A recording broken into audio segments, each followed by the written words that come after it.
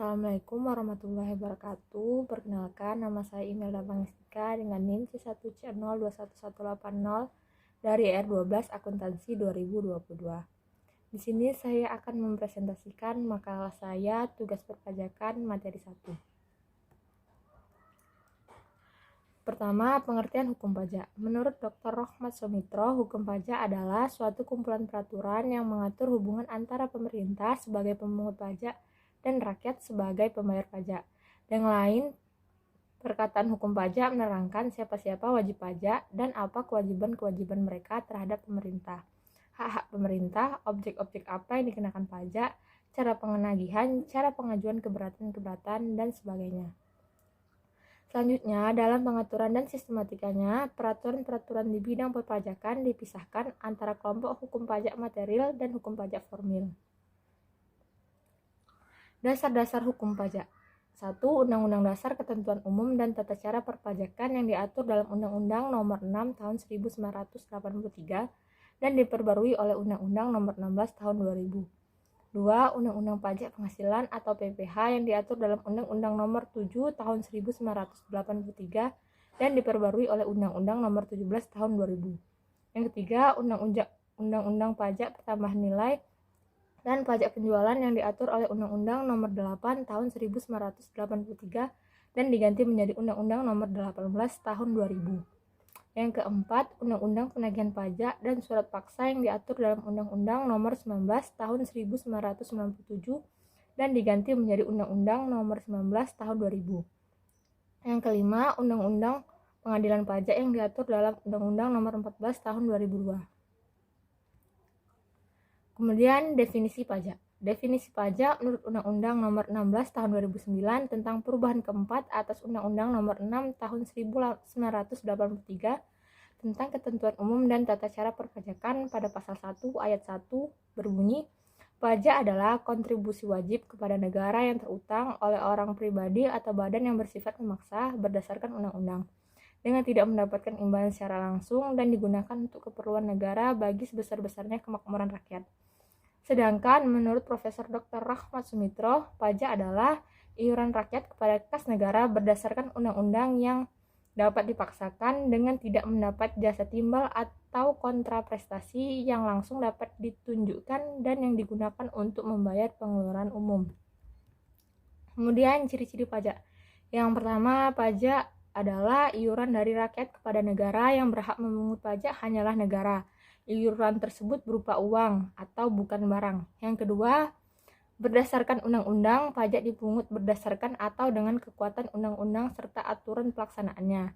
Yang ketiga, tanpa jasa timbal atau kontraprestasi dari negara yang secara langsung dapat ditunjuk dalam pembayaran pajak, tidak dapat ditunjukkan adanya kontraprestasi individual oleh pemerintah. Yang keempat, digunakan untuk membiayai rumah tangga negara, yaitu pengeluaran-pengeluaran yang bermanfaat bagi masyarakat luas. Kemudian manfaat uang pajak. Yang pertama, pajak merupakan salah satu sumber penerimaan negara.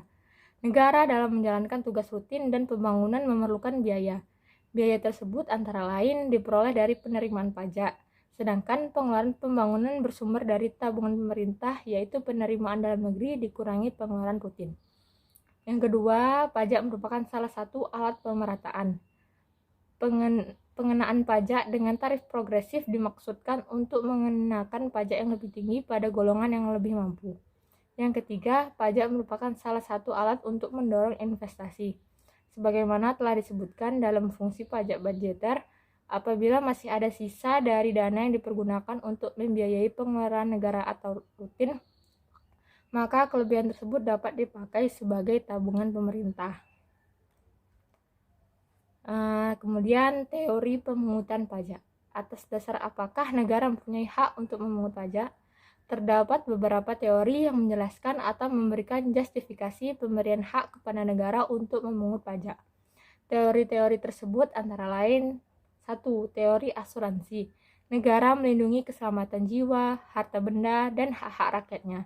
Oleh karena itu, rakyat harus membayar pajak yang diibaratkan sebagai premi asuransi karena memperoleh jaminan perlindungan tersebut. Yang kedua, teori kepentingan. Pembagian beban pajak kepada rakyat didasarkan pada kepentingan atau misalnya perlindungan masing-masing orang. Semakin besar kepentingan seseorang terhadap negara, makin tinggi pajak yang harus dibayar. Yang ketiga, teori daya pikul. Beban pajak untuk semua orang harus sama beratnya. Artinya, pajak harus dibayar sesuai dengan daya pikul masing-masing orang. Untuk memungut daya pikul dapat digunakan dua pendekatan. Yang pertama, unsur objektif, dengan melihat besarnya penghasilan atau kekayaan yang dimiliki oleh seseorang. Yang kedua, atau yang B, unsur subjektif, dengan memerhatikan besarnya kebutuhan material yang harus dipenuhi. Yang keempat, teori bakti. Dasar keadilan pemungutan pajak terletak pada hubungan rakyat dengan negaranya.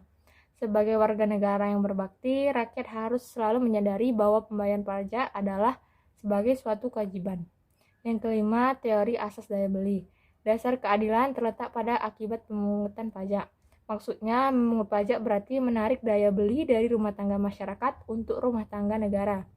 Selanjutnya, negara akan menyalurkannya kembali ke masyarakat dalam bentuk pemeliharaan kesejahteraan masyarakat. Dengan demikian, kepentingan seluruh masyarakat lebih diutamakan. Yang terakhir, asas pemungutan pajak. 1. Asas domisili atau asas tempat tinggal. Asas ini menyatakan bahwa negara mengenakan pajak atas seluruh penghasilan wajib pajak yang bertempat tinggal di wilayahnya, baik penghasilan yang berasal dari dalam maupun luar negeri. Setiap wajib pajak yang berdomisili atau bertempat di wilayah Indonesia dikenakan pajak atas penghasilan yang diperolehnya baik di Indonesia maupun di luar Indonesia. Yang kedua, asas sumber. Asas ini menyatakan bahwa negara berhak mengenakan pajak atas penghasilan yang bersumber di wilayahnya tanpa memerhatikan tempat tinggal wajib pajak. Setiap orang yang memperoleh penghasilan dari Indonesia dikenakan pajak atas penghasilan yang diperolehnya tadi. Yang ketiga, asas kebangsaan. Asas ini menyatakan bahwa pengenaan pajak dihubungkan dengan kebangsaan suatu negara. Misalnya, pajak bangsa asing di Indonesia dikenakan atas setiap orang asing yang bukan berkebangsaan Indonesia tetapi bertempat tinggal di Indonesia. Sekian dari saya. Wassalamualaikum warahmatullahi wabarakatuh.